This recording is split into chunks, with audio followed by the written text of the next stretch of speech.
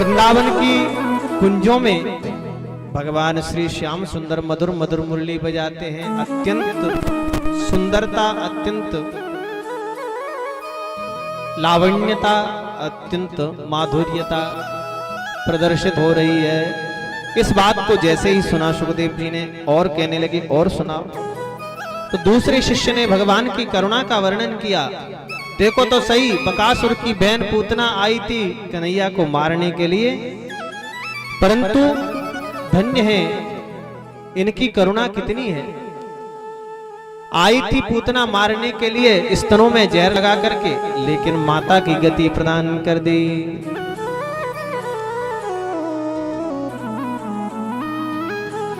जननी की गति दई पूतना को पेल, विष देन आई पाई मुक्ति ठेल ठेल।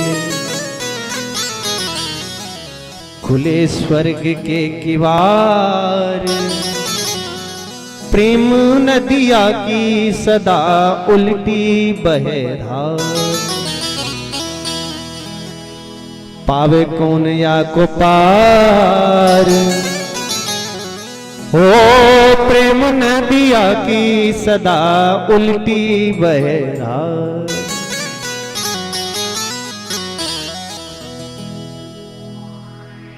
जिसने मां की गति प्रदान की हो पूतना जैसी राक्षसी को, उसके बराबर और कौन दयालु होगा। उसी की शरण में जाना चाहिए। श्री सूत जी महाराज कहते हैं, हे सौनकादिक ऋषियों, निर्गुण ब्रह्म की उपासना करने वाले श्री सुखदेव तुरंत दौड़ करके आए, पिताजी के चरणों में गिर पड़े। भगवान वेदव्यास से कहा, पिताजी मुझे भागवत पढ़ाओ। तो सा संगीतां भागवतीं कृत्वानुक्रम्य चात्मजम् सुखमध्यापयामास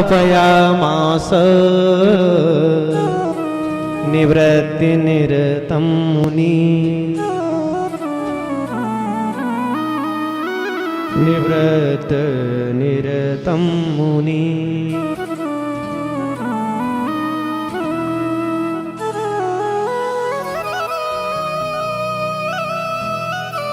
सुखम अध्यापयामाश निवृत्ति निरतं मुनि।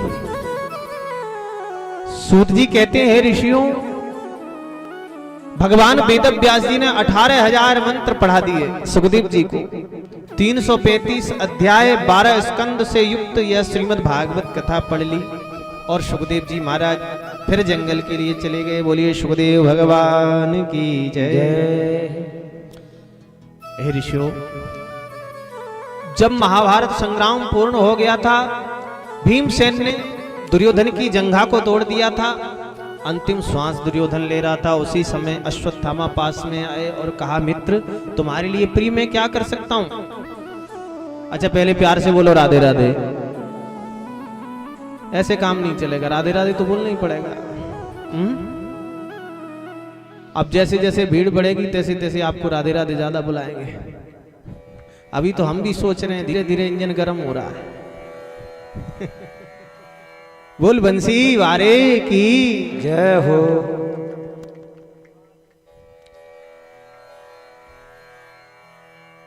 अश्वत्थामा ने कहा, मैं तुम्हारे लिए प्रिय क्या कर सकता हूं। दुर्योधन ने कहा, मित्र मैं तो एक ही अभिलाषा लेकर के आज तक यहां पड़ा हूं युद्ध में, कि मेरे शत्रु पांचों पांडवों का वध हो जाए किसी प्रकार से। अश्वत्थामा नंगी तलवार लेकर के गया। रात्रि में पांडव तो मिले नहीं। द्रौपदी के 5 पुत्र सोए हुए थे। सोते हुए पुत्रों के मस्तक काट लिए और लेकर के दुर्योधन के पास पहुंचा। दुर्योधन ने द्रौपदी के पुत्रों के मस्तकों को देखा, अत्यंत दुखी हुआ। हे अश्वत्थामा, ये तुमने क्या कर दिया। मेरी शत्रुता तो केवल पांडवों से थी, इन बालकों से नहीं थी। हमारे वंश में तो कोई बचा नहीं, केवल हमारे वंश और पांडव दोनों के वंश को आगे बढ़ाने वाले ये 5 ही बालक बचे थे। क्योंकि कौरव और पांडव अलग अलग नहीं है, चाचा ताऊ के खास भैया ही हैं। दुर्योधन को दुख हुआ, मर गया। प्रातःकाल द्रौपदी जी ने अपने पुत्रों के शिविर में जैसे ही प्रवेश किया, शिविर में रुधिर की धार प्रवाहित हो रही थी। रक्त रंजित इस शिविर को देख करके, अपने पुत्रों के मरे हुए शवों को देख करके अत्यंत दुखी हो गई, हृदय द्रवीभूत हो गया, बड़ा ही कष्ट है, बड़ी जोर से विलाप करने लगी। बड़ा ही जोर का जैसे ही करुण क्रंदन हुआ, धड़ाम से धरती पर गिरी, आवाज रोने की सुनाई पड़ी। पांडव दौड़ करके आए, क्या हो गया?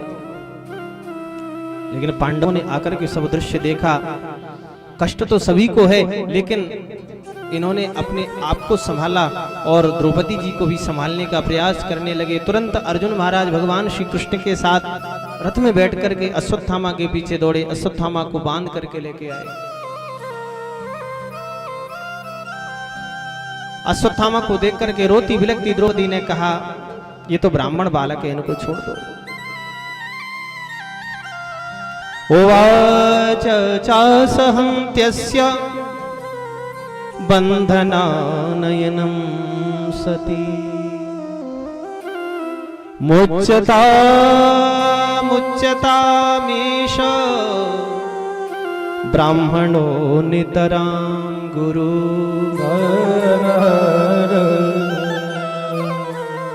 ये ब्राह्मण बालक है, आप इसको दंड देने के अधिकारी नहीं हैं। अर्जुन महाराज ने कहा, देवी तुम्हारे पुत्रों को मार डाला इसने, तुम कह रही छोड़ दो। बोले इसको मारने से यदि मेरे पुत्र जीवित हो जाएं तो भले ही मार डालो, लेकिन इसको मार भी आप दोगे तो मेरे पुत्र तो अब जीवित नहीं हो सकते। जो होना था वो हो गया, अब इसको मार करके आप ब्रह्म हत्या भी क्यों मोल लेते हो? छोड़ दो। भगवान श्री कृष्ण के चरणों में प्रणाम किया। अर्जुन महाराज पूछते हैं, प्रभु क्या करूं? भगवान कहते हैं, ब्रह्मबंधुर्न हन्तव्य, ब्रह्मबंधुर्न हन्तव्य, आतता एव धार्हणः, मयैवो भयमाम्नातं परिपाहि अनुशासनम्, परिपाहि अनुशासनम्।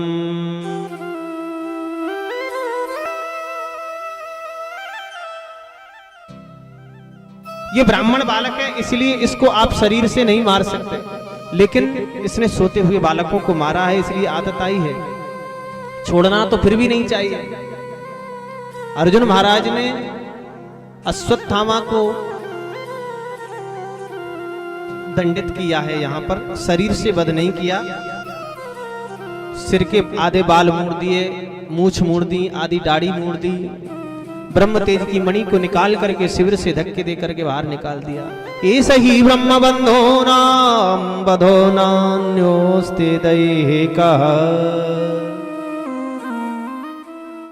किसी प्रतिष्ठावान व्यक्ति का भरे समाज में अपमान यदि हो जाए तो उसके मरने के बराबर ही होता है। अब कोई साधारण नहीं है, अश्वत्थामा गुरुपुत्र है। बहिष्कार हुआ, समाज में अपमान हो गया, इससे और मृत्यु क्या होगी? अश्वत्थामा ने बैठे बैठे पांडवों को नष्ट करने के लिए पुनः ब्रह्मास्त्र चलाया। बोले पांडवों के वंश में जो एक बीज बचा हुआ है, उत्तरा के गर्भ में अभिमन्यु का पुत्र, ये ब्रह्मास्त्र उसको नष्ट कर देगा। भगवान श्री श्याम सुंदर पांडवों के द्वारा गंगा जल में तर्पण करा रहे थे। उसी समय पर उत्तरा दौड़ी गई और उत्तरा ने जाकर के श्री श्याम सुंदर के चरणों में माथा रख दिया, प्रणाम करके रोती हुई कहने लगे, पाहि पाहि महायोगिन देवदेव जगत्पते, नान्यं त्वद्भयं पश्ये यत्र मृत्यु परस्परम्। बोल वृंदावन बिहारी लाल की जय, जय जय श्री राम। हे गोपाल मेरी रक्षा करो, पता नहीं कोई अदृश्य शक्ति मुझे जला देना चाहती है, मैं मर जाऊं मुझे जला दे कोई परवाह नहीं। कामम दहत माम नाथ मामी गर्भो निपात्यताम, मेरे गर्भस्थ इस शिशु की रक्षा कर लीजिए प्रभु। भगवान श्याम सुंदर ने जैसे ही देखा अश्वत्थामा ने इस गर्भ में उपस्थित बालक को मारने के लिए ब्रह्मास्त्र चलाया है, नेत्र सजल हुए मन में विचार करने लगे, अरे अश्वत्थामा इस बालक ने तेरा क्या बिगाड़ा है, अभी इसने जन्म ही नहीं लिया। तुरंत सूक्ष्म रूप बनाया, उत्तरा के गर्भ में प्रवेश हो गए और भीतर जाकर के उस गर्भ के बालक की रक्षा कर ली। सरक्षिता रक्षति यो हि गर्भे। ये कथा क्या सिखाती है सज्जनों? कथा तो आप सुन रहे हो, लेकिन शिक्षा क्या मिली? भगवान ने जाकर के गर्भ के बालक की रक्षा कर ली, इसका मायने क्या? इसका तात्पर्य सज्जनों ये है, जब हम लायक हो जाते हैं ना, हम बड़े हो जाते हैं, समझदार हो जाते हैं, तो हम अपने आप में कुछ नहीं गिनते, दूसरे को बोले हम ही सब कुछ करने वाले। लेकिन एक दिन वो भी था जब तुम तो बिल्कुल बंधे हुए थे, इस प्रकार से हाथ पैर जकड़े हुए थे माता के पेट में, न हाथ चला सकते थे, न पैर चला सकते थे, न मुंह से आवाज निकाल सकते थे। वहां किसने बचाया? वहां तुम्हारी सुरक्षा कौन ने की? ये कथा कह रही है वहां भी वही करता है, जो यहां करता है वो वहां भी करता है। माता के पेट में 9 महीने तक बच्चा रहता है, उसके खाने का, उसके पीने का, उसके रहने का, उसके सोने का, उसके जागने का, उसकी व्यवस्था किसने देखी? वही ईश्वर देखता है। हम भूल जाते हैं, भगवान को हंसी आती है, देखो ये मेरी माया है,